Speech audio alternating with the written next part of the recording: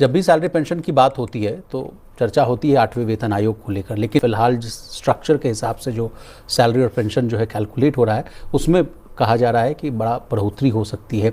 DA का जो calculation है उसको लेकर एक नंबर आ गया है, जिसको all India consumer price index industrial worker के आंकड़ों से समझने की कोशिश करते हैं। पिछले साल जैसे कि मैंने अपने इंट्रो में कहा कि 2% की बढ़ोतरी हुई थी, तो क्या इस बार 2 से ज़्यादा होगा, और होगा तो कितना होगा?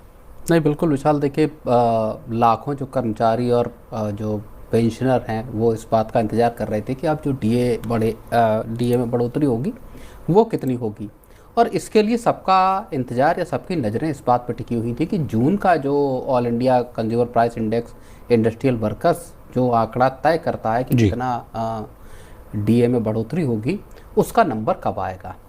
और अब पिछले हफ्ते जो है ये सीपीआई का जो इंडस्ट्रियल वर्कर्स के लिए जो नंबर है वो आ गया है, उसमें 1.1 पॉइंट का इजाफा हुआ और ये 191.9 पॉइंट पर जो है वो पहुंच गया है।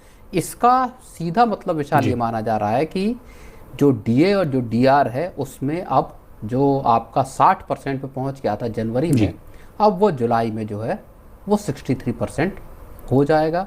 सरकार जल्दी ही इसको अपनी तरफ से मंजूरी दे सकती है। अगस्त या सितंबर में माना ये जा रहा है कि इसका दिवाली के आसपास कहा जाता है सर कि मिलता है। हाँ, तो चलिए, जून का जो आंकड़ा सर ने बताया कि एआईसीपीआई आईडब्ल्यू इंडेक्स 151.9% दर्ज किया गया।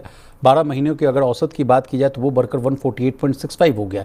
तो इसी के आधार पर कहा जाता है कि डीए की जो कैलकुलेशन है वो 63.76% निकलती है। लेकिन सरकार जो है डेसिमल जो है उसमें डीए लागू नहीं करती, इसलिए कहा जा रहा है कि 63.76 जो आंकड़ा बन रहा है वो कहीं ना कहीं फाइनल में जो है 63 के आसपास आता हुआ दिखेगा। तो अच्छी खासी बढ़ोतरी हो जाएगी सर।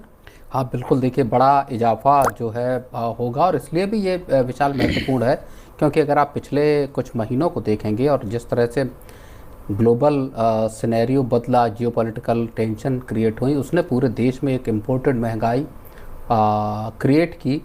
और अगर आप फूड जो खाने पीने की चीज़ें हैं उनके भी कीमतों को देखेंगे, वहाँ पे भी अच्छा खासा इजाफा इस दौरान हुआ। तो इससे जो कर्मचारी और पेंशनर हैं उनको इस बात की उम्मीद थी कि यहाँ एक बड़ा इजाफा जो हो तब ये इस इन्फ्लेशन को वो मात दे पाएंगे। चलिए, अब लेवल वाइज जो है कुछ आंकड़ों को समझ लेते हैं। मान लीजिए अगर 3% डीए बढ़ा तो कितनी बढ़ जाएगी सैलरी। लेवल 1 की बात की जाए, अगर इनकी बेसिक सैलरी 18,000 रुपये तो लगभग 540 रुपये की बढ़ोतरी होगी। 6 महीने का अगर एरियर अगर कैलकुलेट किया जाए तो ये 3,240 रुपये के आसपास बैठता है। लेवल 2 के कर्मचारी जिनकी बेसिक सैलरी 19,900 है उन पर 597% की जो है, माफ़ कीजिएगा, 597 रुपये के आसपास की बढ़ोतरी होगी। और ये जो अगर 6 महीने का एरियर अगर कैलकुलेट किया जाए तो ये आंकड़ा बैठेगा 3582। अब चलते हैं सीधे लेवल 10 के आसपास, और जिनकी बेसिक सैलरी 56,100 है उनको लगभग जो है 1,683 रुपीज़ के आसपास की जो है बढ़ोतरी होगी।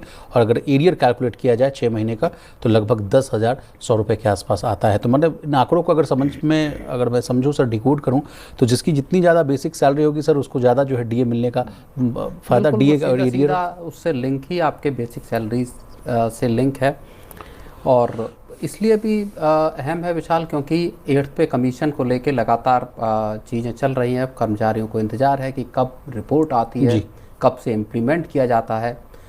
तब तक जो डीए के मोर्चे पर एक राहत जो है उनको मिलती हुई यहाँ पर दिखाई दे रही है। जी, 8वें वेतन आयोग की आपने बात छेड़ दी है सर। तो जो डेटा वाला मामला था, आपसे न्यूज़ रूम में भी हम चर्चा कर रहे थे, 31 तारीख का जो डेडलाइन है वो ख़त्म हो गया है सर। तो क्या सारे डेटाज जो हैं वो आ गए हैं 8वें वेतन आयोग के पास? बिल्कुल, देखिए 8th पे कमीशन ने जो 31 जुलाई की डेडलाइन एक्सटेंड करके 31 जुलाई की थी, जिसमें मिनिस्ट्रीज और डिपार्टमेंट से जो डेटा आना था उसको लेकर डेडलाइन थी। उम्मीद है कि वो सारा डेटा पहुँच गया है। तभी अपडेट में चंडीगढ़ की मीटिंग अब सबसे ताज़ा जो है आपका चेन्नई और पुडुचेरी के बाद आपकी चंडीगढ़ की बैठक की बात है। उसके बाद आगे का शेड्यूल अब हो सकता है कि आयोग जारी करे। चलिए सर, आगे बढ़ते हैं। क्या आपके होम